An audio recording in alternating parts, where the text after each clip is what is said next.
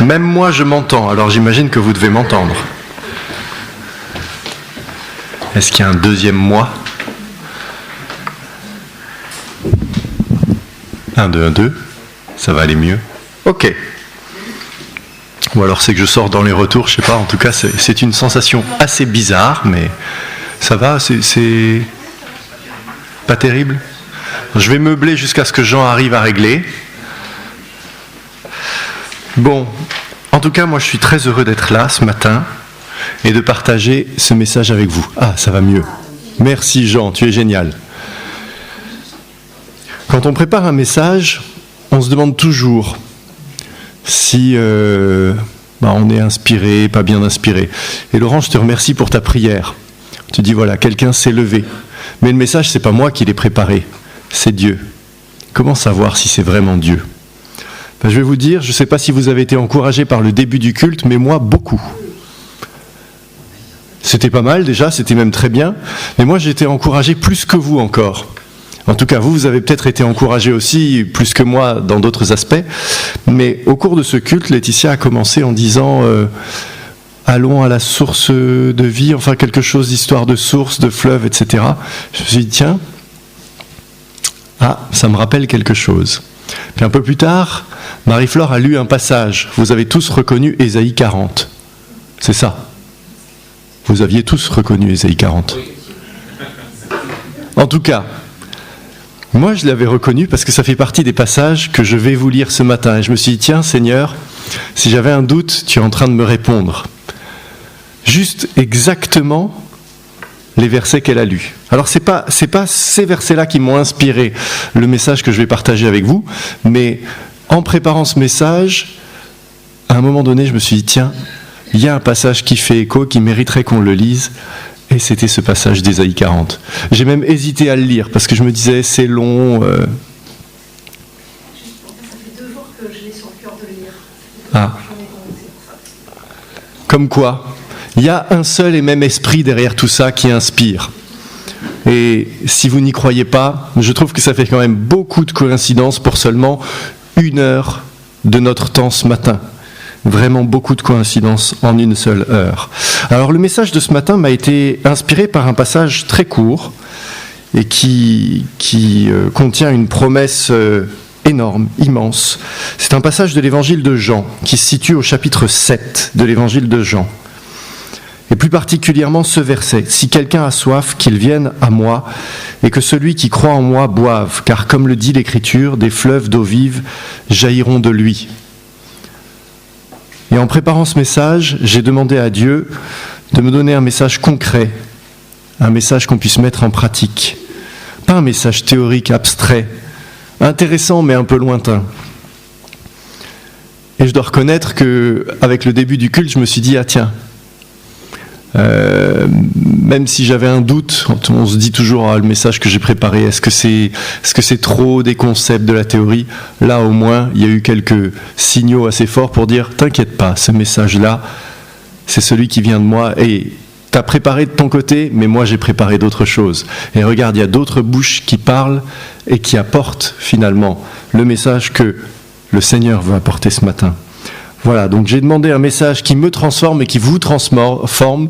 Alors désolé, si vous n'avez pas du tout l'intention d'être transformé, sortez vite, parce que vous risquez d'être transformé. Je ne sais pas comment, mais je sais que quand on demande des choses au Seigneur, il répond. Moi, je lui ai demandé qu'il me transforme en profondeur, et je lui ai demandé la même chose pour vous. Et vu la façon dont il a déjà commencé à répondre ce matin, j'ai l'impression que cette promesse, que des fleuves d'eau vive jailliront de lui, elle risque de se mettre en œuvre. En tout cas, je voudrais que le Seigneur fasse une différence dans ma vie et dans la vôtre, et qu'on ne soit pas juste un Français, ou un Russe, ou quel que soit votre pays, mais comme les autres, mais qu'on soit, au contraire, comme le Seigneur veut que nous soyons, que nous puissions voir la vie et le monde comme lui, il la voit. Alors, je vous propose de lire Jean chapitre 7, les versets 37 à 39.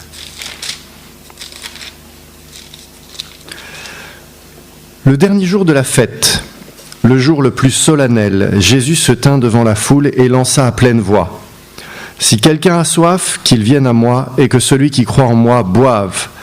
Car, comme le dit l'Écriture, des fleuves d'eau vive jailliront de lui. » En disant cela, il faisait allusion à l'Esprit que devaient recevoir plus tard ceux qui croiraient en lui. En effet, à ce moment-là, l'Esprit n'avait pas encore été donné parce que Jésus n'était pas encore entré dans sa gloire. 3 versets, c'est très court.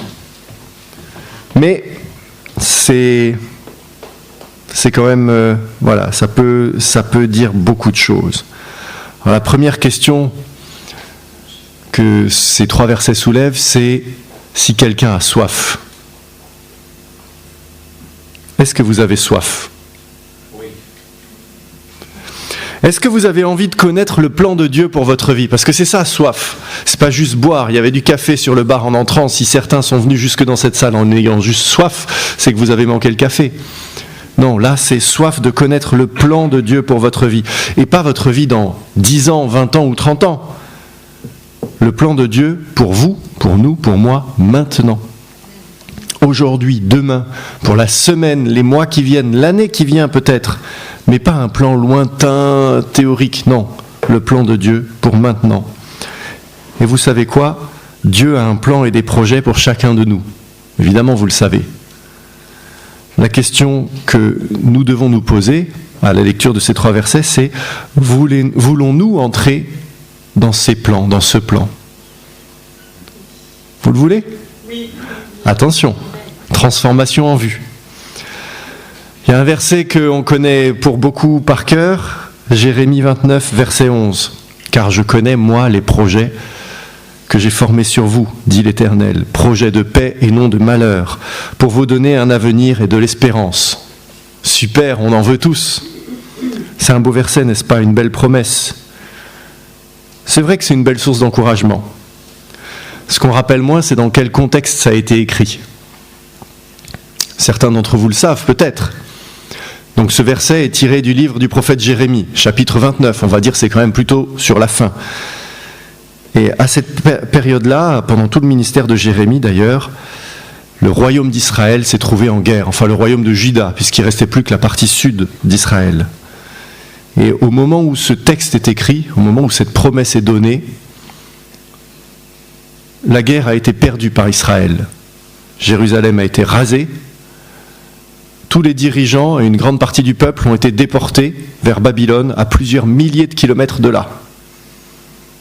Waouh! Comment dire? C'est à cela que Jérémie s'adresse. « Car je connais, moi, les projets que j'ai formés sur vous, dit l'Éternel, projets de paix et non de malheur, pour vous donner un avenir et de l'espérance. » Un avenir et de l'espérance, comment dire? Je ne suis pas sûr que le peuple d'Israël le voit exactement de cette manière à ce moment-là. Un peuple dont le pays a été rayé de la carte, la capitale incendiée, rasée, tous les dirigeants déportés, une grande partie déportée. Un avenir et de l'espérance. Ouf! Quand on est prophète, il faut oser aller l'apporter, ce message-là. Et pourtant, on sait maintenant que cette promesse que le Seigneur a faite, elle se réalisera. Quelques dizaines d'années plus tard, les déportés, leurs descendants aussi, reviendront à Jérusalem. Et Jérusalem sera reconstruite. Et le royaume d'Israël sera restauré.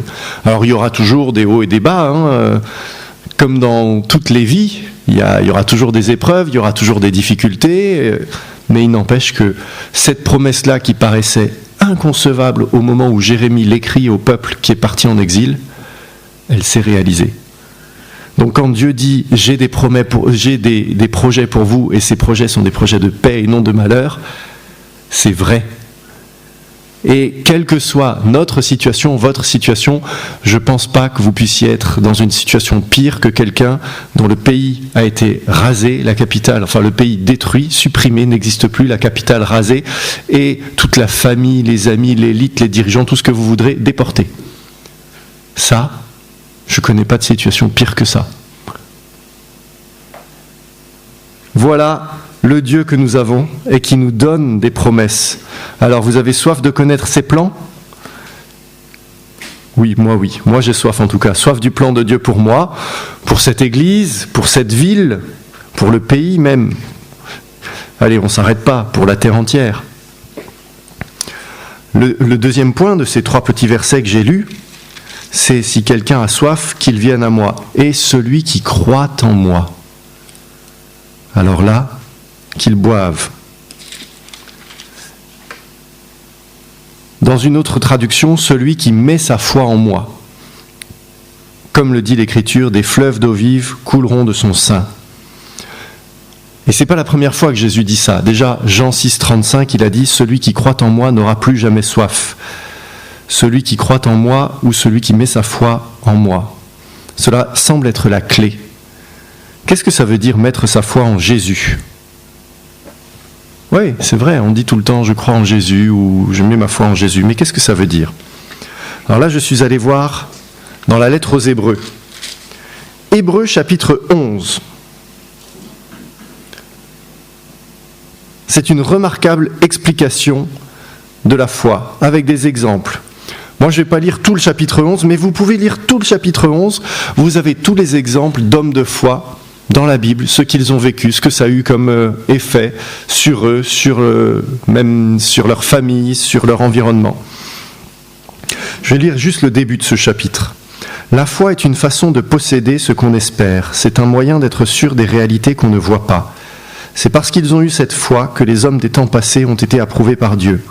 Par la foi, nous comprenons que l'univers a été harmonieusement organisé par la parole de Dieu et qu'ainsi le monde visible tire son origine de l'invisible. Je m'arrêterai là, mais vous pouvez lire chez vous quand vous serez rentrés cet après-midi ou tout le reste de la semaine la suite du chapitre parce qu'il est très riche et explicite sur ce qu'est la foi et comment les uns et les autres l'ont vécu. Je prendrai un exemple tiré de ce chapitre et tiré de la Bible. Noé. Noé a construit un bateau au milieu de la terre ferme, alors qu'extérieurement il n'y avait ni rivière, ni une goutte de pluie, rien n'indiquait que son bateau servirait à quelque chose. Mais il avait la foi en Dieu, et Dieu lui avait dit de le construire. Et la suite on la connaît, Dieu a donné raison à Noé. C'est lui qui avait raison. C'était complètement fou de construire un bateau dans son jardin, mais il n'empêche que c'était ce qu'il fallait faire. Ce qui est important, c'est que par la foi en Dieu, on sait ce qu'on a à faire. Et si je me suis arrêté au verset 3, c'est parce qu'il y a quelque chose qui me paraît aussi fondamental. C'est cette petite expression, le monde visible tire son origine de l'invisible. Prendre conscience que le monde n'est pas simplement constitué de choses matérielles qu'on voit ou qu'on peut toucher. Notre monde est aussi constitué de puissances spirituelles qu'on ne voit qu'avec la foi. On l'oublie beaucoup trop, et finalement on a une société organisée pour nous le faire oublier. On a une société qui est quand même, sans vouloir être trop critique, plutôt matérialiste. C'est important de posséder des choses. On est par ce qu'on possède maintenant. C'est un peu paradoxal. On est quelqu'un d'important. Ah oui, je suis quelqu'un d'important. J'ai une voiture très chère, j'ai une maison, 2 maisons, 3 maisons, plein partout. Ah là là. Non. C'est pas ce qu'on possède qui nous caractérise. Et il y a bien plus que les choses qu'on voit. Il y a donc, comme le dit ce verset si justement, il y a des choses visibles, c'est vrai, mais le monde visible tire son origine de l'invisible. Nous le savons. Dieu, par sa parole, a créé le monde. Sa parole n'est pas visible. Le monde devient visible. Sans la parole, pas de monde. Et aujourd'hui, on nous dit non, il n'y a que le monde. Ah bon ? Ah ! Non. Dès qu'on a la foi, on se rend bien compte qu'il y a des choses. Comme je vous le disais, je prépare un message en me disant « Ah, est-ce que vraiment c'est ça que Dieu voulait ?» La Bible est grosse, hein ? Il y en a des versets dans la Bible. Pourquoi est-ce que Marie-Flore, elle a lu les 6 versets que j'ai déjà listés dans mon message ? Elle aurait pu lire pas très loin, juste avant, juste après. Pourquoi juste cela ? Parce qu'il y a des puissances invisibles que ceux qui n'ont pas la foi ne réalisent pas. Et je parle encore, on va dire en France, dans une société un peu cartésienne. Pour ceux qui ont eu la chance de vivre dans d'autres continents, dans d'autres cultures, les puissances invisibles, ça veut dire quelque chose pour tout le monde et pas que pour les chrétiens. Je suis assez clair ou il faut que je précise encore? Dans les puissances invisibles, il y a celle de Dieu, mais il y a celle du diable aussi. C'est important d'avoir conscience de ces réalités-là. Quand on place sa foi en Dieu, alors toutes ces puissances invisibles, le Saint-Esprit de Dieu, c'est la promesse de Jean 7, c'est la promesse de Jean 6, c'est la promesse de Jean 4, et c'est des promesses ailleurs, dans Ésaïe aussi. La promesse de Dieu, c'est « Des fleuves d'eau vive, mon esprit viendra en vous ».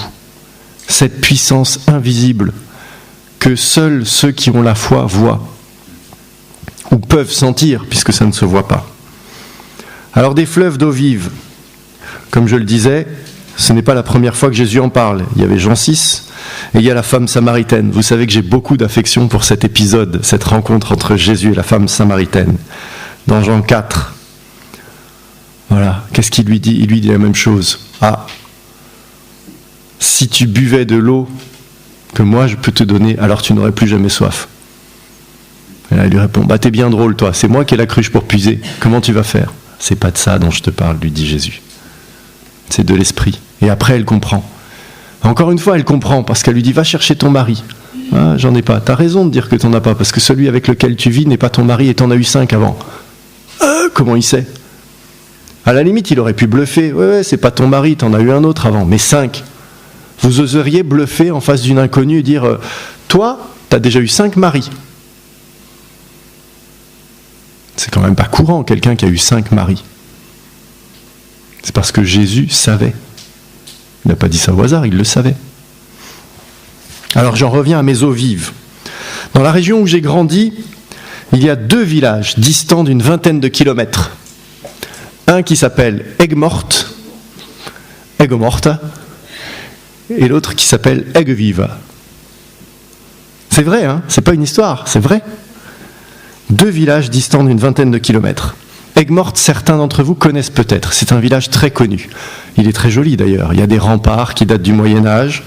Il y a une tour où Louis XIV a abondamment enfermé des femmes pendant toute leur vie juste parce qu'elles étaient protestantes. Et accessoirement, c'est surtout de là qu'est parti Saint Louis en croisade. Village très connu. Et si ce village s'appelle Aigues-Mortes, c'est pas parce qu'il n'y a pas d'eau ou qu'elle a séché. Ceux qui connaissent Aigues-Mortes savent au contraire que c'est un village entouré d'eau. Il y a des tas de marais. Et ceux qui ne connaissent pas, je vais vous dire, il y a de l'eau qui stagne tellement, c'est de l'eau de la mer qui rentre tout doucement, etc., qu'elle s'évapore, et on en produit le sel La Baleine. Je suis très fier du sel La Baleine. Donc c'est pour dire que l'eau ne bouge pas beaucoup. Elle bouge tellement peu qu'elle s'évapore, et après on peut récupérer du sel. Donc Aigues-Mortes, les eaux stagnent, elles ne bougent pas. Aigues-Vives n'est pas aussi connu. C'est un petit village charmant sur une colline qui doit son nom certainement à une ou plusieurs sources d'eau qui coulent là-bas. Mais l'eau qui coule là-bas n'y reste pas.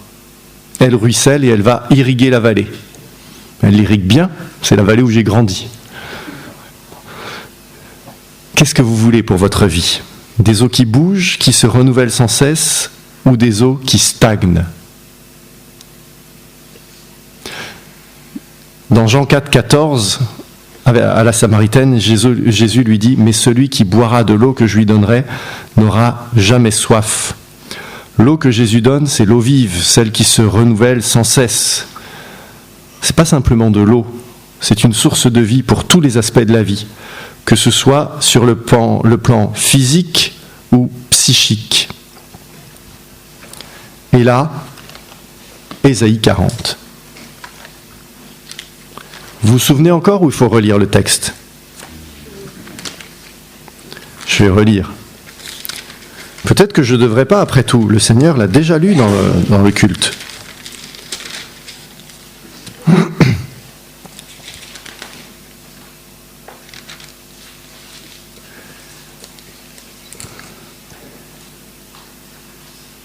Alors,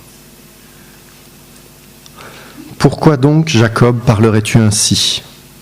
Et pourquoi dirais-tu, ô Israël, mon sort échappe à l'Éternel, et mon Dieu ne fait rien pour défendre mon droit? Ne le sais-tu pas, ne l'as-tu pas appris, que l'Éternel est Dieu de toute éternité? C'est lui qui a créé les confins de la terre. Il ne se lasse pas, il ne s'épuise pas, et son intelligence ne peut être sondée. Il donne la force à celui qui est las, et il augmente la vigueur de celui qui est fatigué. Les jeunes gens se lassent et ils s'épuisent. Et même les robustes gaillards tombent, mais ceux qui comptent sur l'Éternel renouvellent leur force.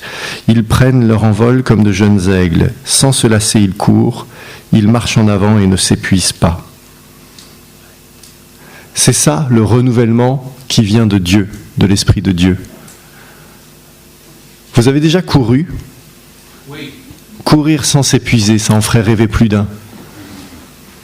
Ça, c'est courir physiquement pour ceux qui font du jogging. Quand on court, au bout d'un moment, on se fatigue. Imaginez qu'on puisse courir et avoir une force sans cesse renouvelée. Mais dans la vie aussi, de temps en temps, on est fatigué. Pour ne rien vous cacher, en fin de semaine, il y a 2-3 jours, j'étais fatigué. C'était pas que de la fatigue physique, c'était... Ah, ça se voit encore, il paraît. Voilà. Non, mais ma femme, elle voit tout. Même quand je me rase pas, elle s'en aperçoit. Ou elle le ressent. Voilà, mais ce renouvellement-là, celui que promet Jésus, qui vient d'ailleurs, on dit son intelligence ne peut être fondée des forces invisibles. L'intelligence de Dieu, est-ce qu'on la voit ?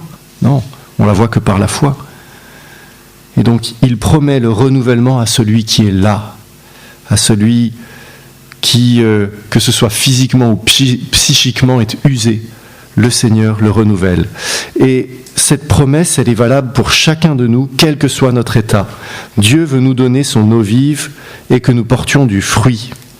J'ai dit qu'il en était question dans l'évangile de Jean à plusieurs reprises, mais j'ai dit aussi dans Ésaïe.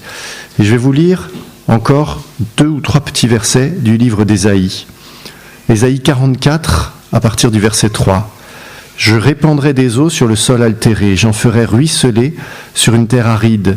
Oui, je répandrai mon esprit, avec un E majuscule, mon Saint-Esprit sur ta postérité, et ma bénédiction sur ta progéniture. Ils germeront au milieu de l'herbage, comme les peupliers, près des cours d'eau. »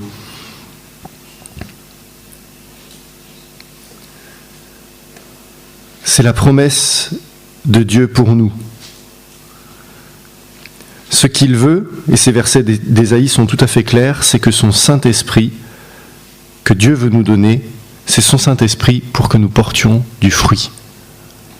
Et c'est intéressant parce que Jésus, dans Jean 7, dit « Vous allez recevoir mon Saint-Esprit ». Non, il dit « Vous allez avoir des fleuves d'eau vive qui couleront de vous ». Et la suite du passage dit « Et là, Jésus parlait de son Saint-Esprit ». Mais déjà dans Ésaïe, des centaines d'années auparavant, on est 700 ans avant Jésus, là.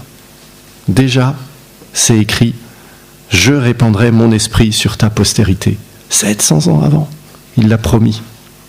Et il l'a fait. Jean 7, verset 39.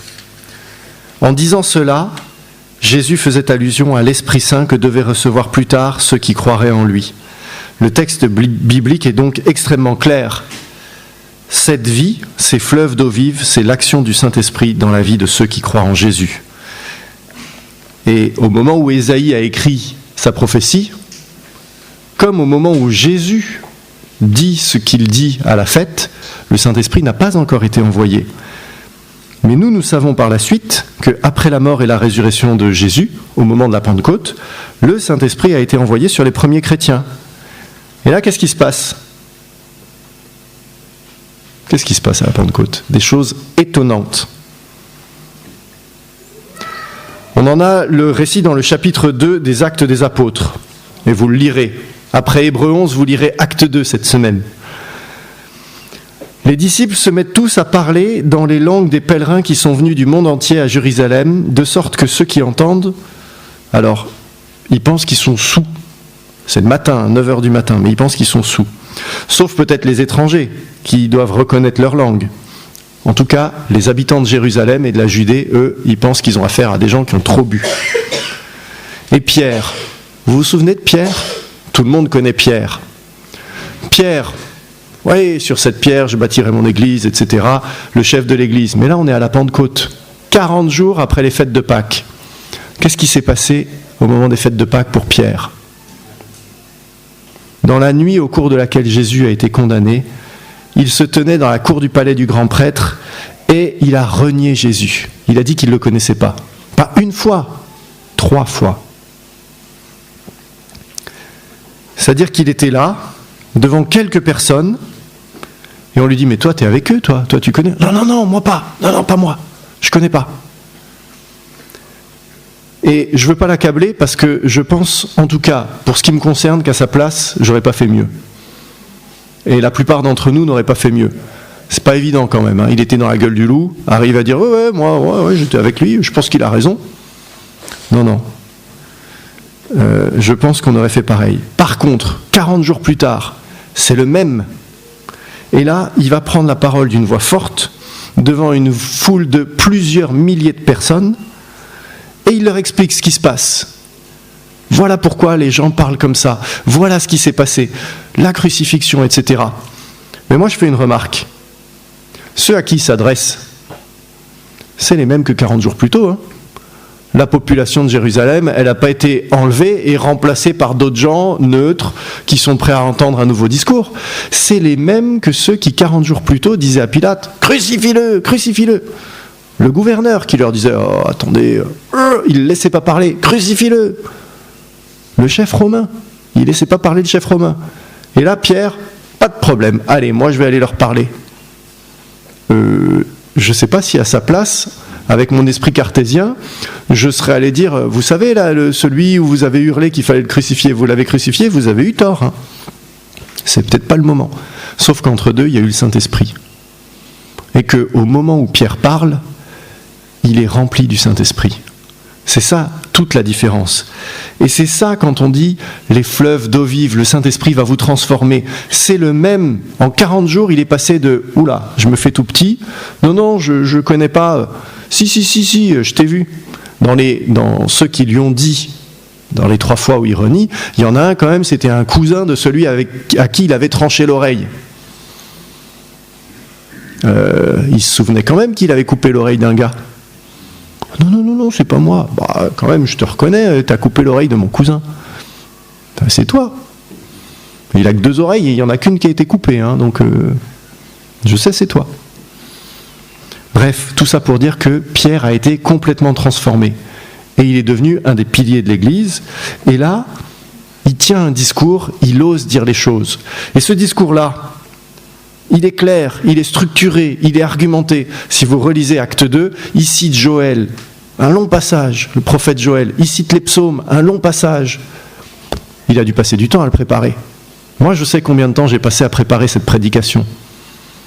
Mais je sais aussi combien de temps Pierre a passé à préparer son discours. Combien de temps il a passé, vous le savez ? 0. Non, nada, nicht, walou. Niet, nichto. Il connaissait quand même bien la parole. Il connaissait la parole de Dieu, mais il a passé 0 temps à préparer ce discours. J'ai cité toutes les autres langues parce que ça, c'est ce que les disciples ont dû dire, puisqu'ils parlaient dans toutes les langues des gens qui étaient là. Donc, parler dans toutes les langues. Ce qui s'est passé, ils étaient rassemblés dans une maison, les disciples. Parce que Jésus, à l'Ascension, avait dit « Restez ensemble, vous allez recevoir quelque chose. » Et là, tout d'un coup, un grand bruit qui vient du ciel, un grand coup de vent, le Saint-Esprit descend. Et ils sortent, ils parlent dans toutes les langues. Donc, le temps entre le moment où ils reçoivent le Saint-Esprit et le moment où ils se retrouvent à parler avec les gens autour, j'ai dit 0, mais en tout cas, c'est dans la continuité. Pierre n'a pas eu à se préparer. Et pourtant, il fait un discours qui est approprié et qui va convaincre un certain nombre de personnes. C'est le Saint-Esprit qui lui inspire ce discours. Le Saint-Esprit qui transforme celui qui, quelques jours auparavant, niait qu'il connaissait Jésus et se cachait. Parce qu'à la 3e fois, hop, il court se cacher. Ça fait déjà 3 fois que dans la cour du palais du grand prêtre, on lui dit « Attends, toi je te reconnais ». Il se dit « Bon là, ça sent le roussi, je me cache ». Eh bien, celui-là, par l'action du Saint-Esprit, il est transformé en un orateur convaincu et convaincant. Pourquoi je dis convaincant ? C'est la fin du chapitre 2 du livre des Actes, le verset 47. « Ceux qui acceptèrent les paroles de Pierre se firent baptiser. Et ce jour-là, environ... Combien ? 3000 personnes furent ajoutées au nombre des croyants. 3000. Ça fait rêver. Une prédication, 3000 conversions. Vous imaginez, ils étaient peut-être pas plus nombreux que nous dans la salle. Allez, peut-être un tout petit peu plus dans la maison. Ils sortent, ils sont sortis à 50, ils reviennent à 3050. Bon, il va falloir qu'on ait un projet d'agrandir les locaux, parce que là, voilà, on va faire plusieurs cultes. On va faire environ 10 cultes. Bref. Jésus avait dit à ses disciples en Marc 13, verset 11, « Quand on vous emmènera pour vous livrer, ne vous inquiétez pas à l'avance de ce que vous direz, mais dites ce qui vous sera donné à ce moment même, car ce n'est pas vous qui parlerez, mais c'est l'Esprit Saint. » C'est exactement ce qui s'est passé avec Pierre. Il s'est retrouvé face à la foule, et c'est l'Esprit Saint qui lui a donné ses paroles. Même si, comme le disait Laetitia, il connaissait sa parole. Il avait déjà une relation avec Jésus. C'est pas une incitation à la paresse. C'est pas une incitation à dire « Oh, je fais rien, j'improviserai ». Non, non. C'est quelque chose qu'on n'imagine même pas. C'est une transformation. Nous, on fait notre petite part. Pierre, il connaissait un tout petit peu. Il a vécu avec Jésus, il avait appris la parole. Et le Saint-Esprit lui a donné cette assurance, lui a donné ce plus qui fait qu'il n'avait pas peur des gens qui étaient en face de lui et qui pourtant avaient crucifié Jésus 40 jours plus tôt. Parfois, je m'interroge. Est-ce que je devrais donner plus de place à la spontanéité dans mes prédications ? Je voudrais laisser plus de place à l'action de l'Esprit Saint. Je voudrais que le Saint-Esprit nous surprenne. Et puis, finalement, j'ai eu la réponse ce matin. Je me suis dit, j'ai préparé ma prédication. Je ne voulais pas arriver sans avoir préparé. Je serais trop stressé, je dirais n'importe quoi. Déjà là, parfois, je dis un peu n'importe quoi. Mais j'ai vu au cours du culte que le Saint-Esprit inspire Laetitia, inspire Marie-Flore ou d'autres encore, en disant « Là, je viens compléter. Là, je viens reboucler. » Et c'est aussi ça. Comme je disais, ce n'est pas une invitation à la paresse. Si Dieu nous a donné la Bible, c'est pour qu'on la lise, pour qu'on s'en imprègne. Pas pour qu'on dise « Oh, le moment venu, le Seigneur me donnera les paroles qu'il faut. » Oui, ok. Le Seigneur nous donnera les paroles qu'il faut. Et comme je disais, la Bible est grande. L'inspiration du Saint-Esprit, c'est de nous conduire vers le passage approprié. C'est pas de laisser la Bible sur l'étagère et puis de se dire « ça va venir tout seul de l'étagère à ma tête ».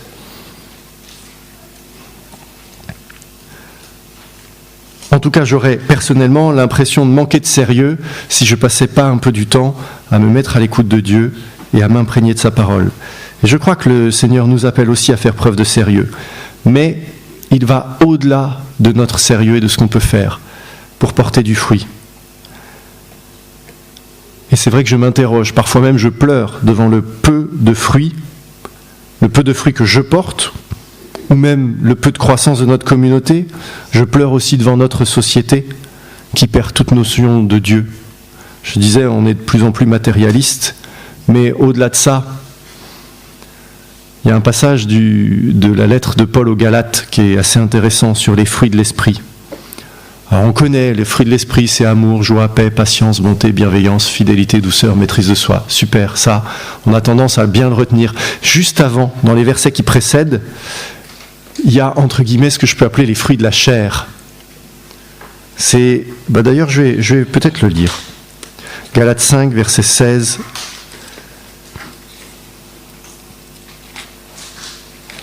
Et vous reconnaîtrez des choses dont on entend malheureusement parler presque tous les jours.